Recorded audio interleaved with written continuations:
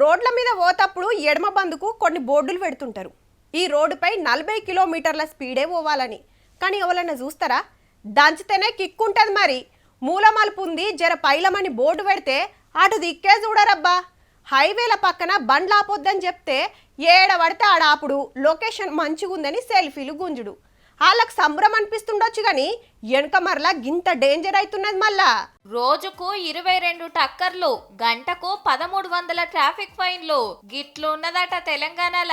Rules తప్పినందుకే యాక్సిడెంట్లు పెరుగుతున్నాయట. పోయినేడు రాష్ట్రమంతటా 1,14,77,000 చలాన్లు పడ్డాయంటే చూడుండ్రిగా. అందులో 79 లక్షల ఫైన్లు helmet పెట్టనియే.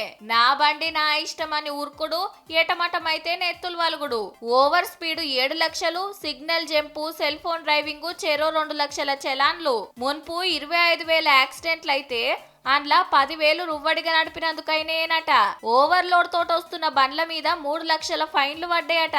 Chevella bus tipper accident కు ఇది సుతవో కారణమే.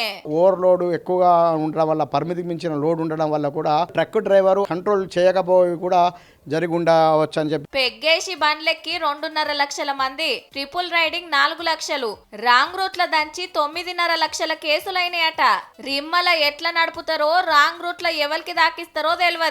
మైనర్ పోరలకు బండ్లు ఇచ్చినందుకు 10,000 కేసులైనాయి. ఈ స్కూల్ పోరడు సుత బైక్ రేస్ గుంజబట్టే. చూడక ఎవరికన్నా దాకిస్తే ఏంది పరిస్థితి అంటే, ట్రాఫిక్ రూల్స్ ఎంత పద్ధతిగా పాటిస్తే ప్రమాదాలు అంత తగ్గుతాయి. ఆగమాగ మురికితే మనకే కాదు, అవతలోళ్ళకు సుతా డేంజరే. జర చూసుకోండి మరి.